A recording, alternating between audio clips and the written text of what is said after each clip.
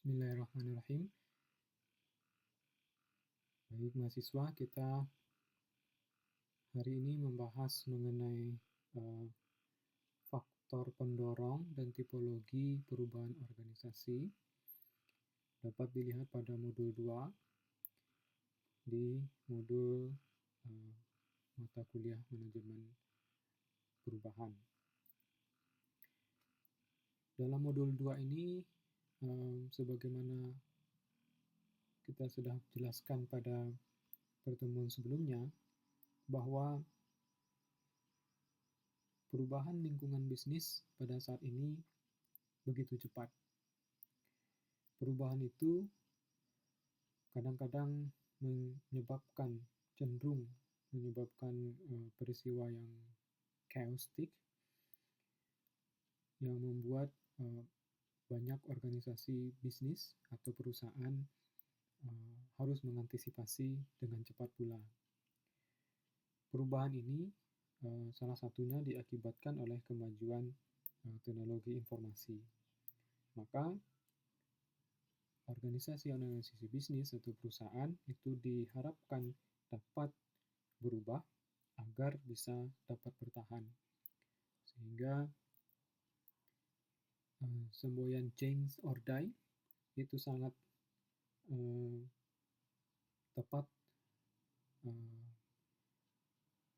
dianalogikan kepada perusahaan-perusahaan kita saat ini. Kalau mereka tidak mau berubah, maka ancamannya adalah mati atau organisasi bisnisnya berakhir. Nah, pada kesempatan ini kita akan membahas kegiatan belajar 1, faktor-faktor pendorong perubahan organisasi. Talik ulur antara stabilitas dan perubahan organisasi, di mana manajer menurut Palmer 2006 menghadapi beberapa dilema, antara lain stabilisasi versus dinamisasi. Pada satu saat, manajer harus menstabilkan kondisi organisasinya yang tidak stabil.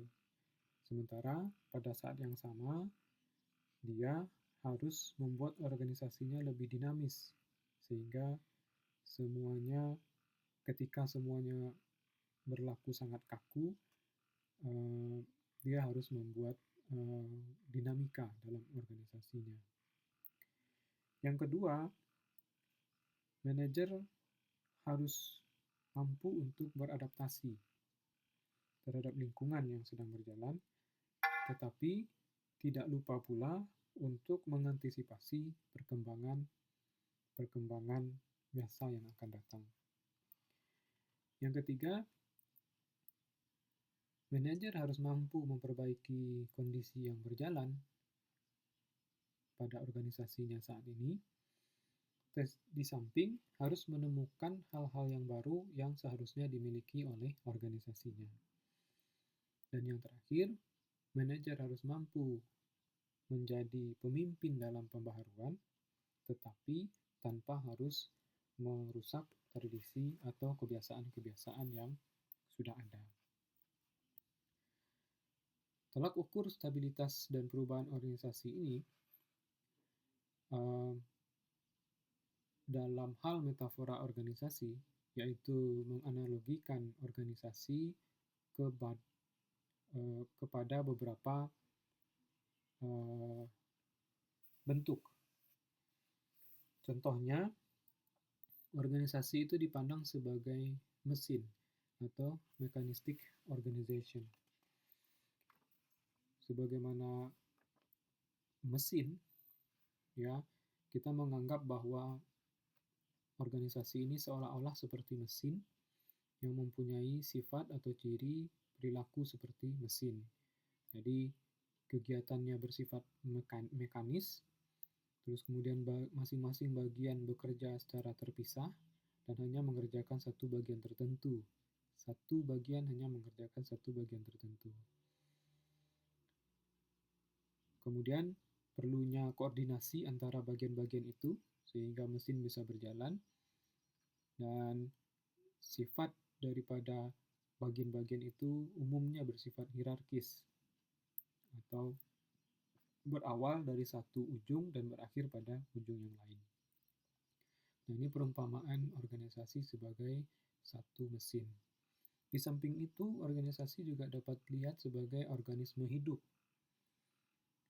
Ya, cara pandang seperti ini menganggap bahwa organisasi ini seolah-olah sebagai makhluk hidup atau organisme. Dalam pandangan ini, sebagaimana makhluk hidup, organisasi ini dianggap bukanlah benda yang mati, dan dia hidup dengan mengalami daur kehidupan mulai dari lahir, tumbuh, dewasa, kemudian tua, dan akhirnya mati. Selain itu, organisasi juga dianalogikan sebagai tempat berpikir atau brain. Cara pandang ini menganggap bahwa organisasi sebagai tempat berpikir atau memiliki kemampuan untuk berpikir. Cara pandang seperti ini menempatkan organisasi seolah-olah layaknya sebagai otak manusia yang mampu mengolah informasi, kemudian mampu melakukan proses pembelajaran, dan mampu membuat keputusan. Organisasi sebagai sistem budaya menganggap bahwa organisasi ini adalah sekumpulan orang yang memiliki kesamaan keyakinan, tata nilai, dan asumsi, di mana keyakinan tersebut menjadi landasan bagi semua orang dalam organisasi untuk menginterpretasikan setiap tindakan mereka dalam aktivitasnya berorganisasi.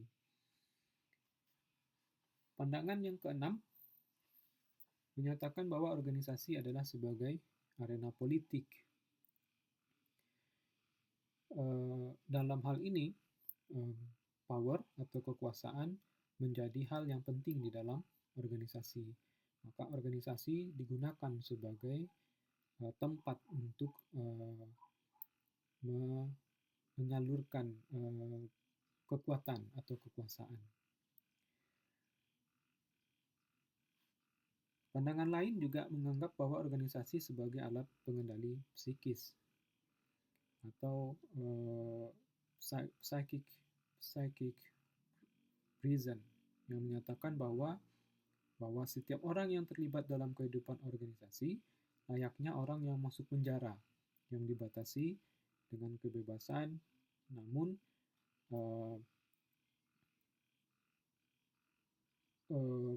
baik kebebasan fisik maupun kebebasan jiwa mereka.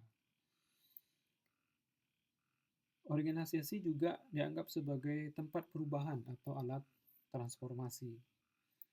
Di sini, organisasi dianggap sebagai tempat perubahan dengan asumsi bahwa organisasi itu akan secara terus-menerus akan mengalami perubahan.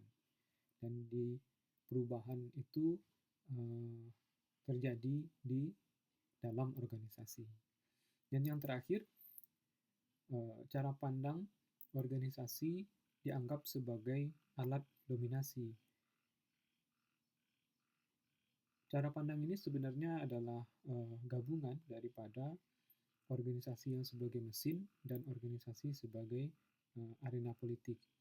Jadi, melalui organisasi, orang dapat menggunakan kekuasaannya untuk mendominasi orang lain. Kemudian alasan kenapa organisasi berubah dapat kita lihat ada dua teori yang menyatakan alasan mengapa organisasi berubah. Yang pertama, teori E, dan yang kedua, teori O. Teori E ini alasannya lebih kepada alasan ekonomi, yang beranggapan bahwa keberlangsungan organisasi tergantung kepada pemilik atau pemegang saham. Perubahannya lebih bersifat top-down, dari atas ke bawah. Sedangkan teori O, alasannya adalah pembelajaran organisasi oleh anggota. Dan ini sangat bergantung kepada kapasitas dan kapabilitas anggota organisasi untuk mencapai suatu proses efisiensi organisasi. Hal ini dapat dijelaskan pada gambar 21 dan gambar 22 mengenai zona energi organisasi yang dapat dilihat pada halaman 215 dan 216. Sekarang kita lihat faktor-faktor pendorong perubahan organisasi. Yang pertama adalah dari lingkungan eksternal. Apa saja yang merupakan faktor daripada tekanan eksternal ini? Tekanan dari luar perusahaan. Yang pertama adalah karena adanya tren perubahan di industri organisasi.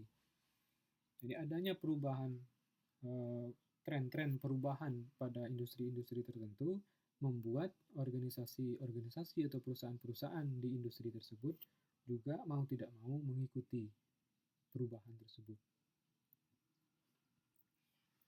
Yang kedua, ada keharusan untuk melakukan perubahan.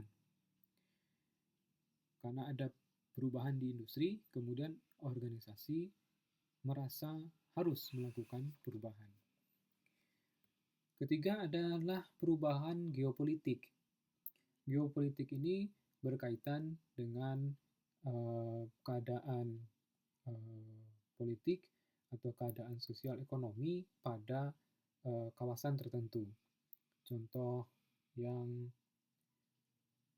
salah satu contoh untuk menggambarkan perubahan geopolitik ini adalah pada tahun 2016 ini di kawasan Asia Tenggara itu diberlakukan Masyarakat Ekonomi ASEAN atau MEA yang saat ini mendorong organisasi-organisasi atau perusahaan-perusahaan untuk dapat berubah mengantisipasi adanya pemberlakuan area perdagangan bebas di Asia Tenggara.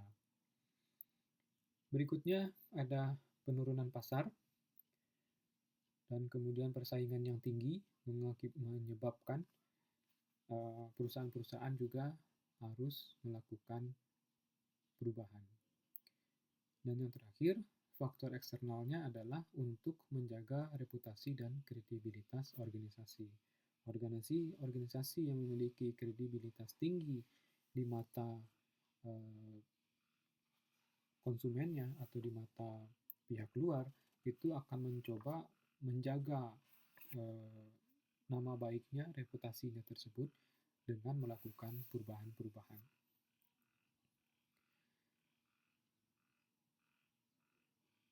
Selain adanya faktor pendorong perubahan organisasi kadangkala juga enggan untuk berubah.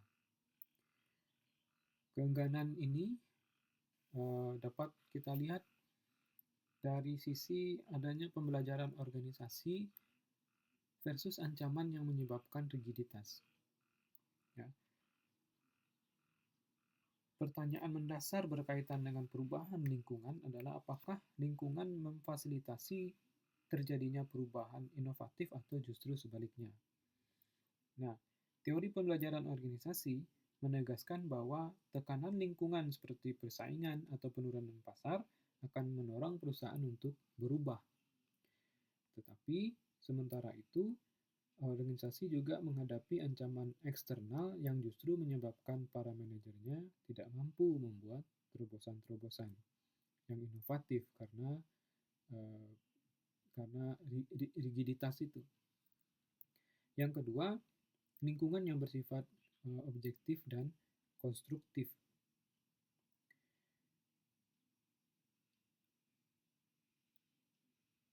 Manajer pada sebuah organisasi berbeda atau bahkan sama sekali jarang melihat apa yang sedang terjadi di lingkungan eksternalnya dengan cara yang berbeda. Jadi sementara lingkungan ini sifatnya objektif dan konstruktif, dan ini yang membuat organisasi kadang-kadang tidak mau untuk berubah. Yang terakhir, perubahan organisasi versus stabilisasi organisasi. Jadi organisasi mempunyai dua pilihan sebenarnya, apakah dia ingin berubah atau tetap menjaga stabilitasnya. Sebagaimana dilema yang dihadapi oleh manajer, bahwa manajer selain menjaga stabilitas organisasi, manajer juga dituntut untuk melakukan perubahan. Dan kedua keadaan ini dapat menyebabkan organisasi itu enggan untuk berubah. Sekarang kita lihat faktor pendorong perubahan organisasi, tekanan dari internal organisasi atau dari dalam organisasi. Faktor internal daripada perubahan organisasi ini adalah perubahan organisasi karena ada pertumbuhan organisasi. Di dalam organisasi, sebagaimana adanya daur hidup daripada organisasi, maka organisasi itu bertumbuh. Salah satunya misalnya ada contohnya adalah pertambahan karyawan misalnya. Itu termasuk dalam hal pertumbuhan organisasi. Pertambahan karyawan itu juga mendorong organisasi untuk melakukan perubahan. Yang kedua, adanya integrasi dan kolaborasi. Integrasi ini adalah misalnya penyatuan satu perusahaan dengan perusahaan yang lain yang mengakibatkan terjadinya perubahan-perubahan mungkin dalam hal struktur, dalam hal sistem organisasi. Yang ketiga, organisasi berubah dalam hal untuk membangun identitas baru. Ya, misalnya satu organisasi ingin membangun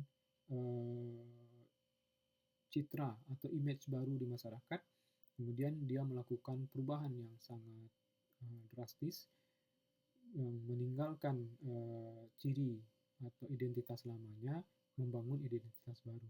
Dan ini membuat organisasi secara internal melakukan perubahan. Dan yang terakhir adanya kehadiran pemimpin baru, apakah itu dipilihnya direktur untuk ini atau dalam suatu organisasi terpilihnya ketua yang baru, itu umumnya membawa perubahan pada organisasi.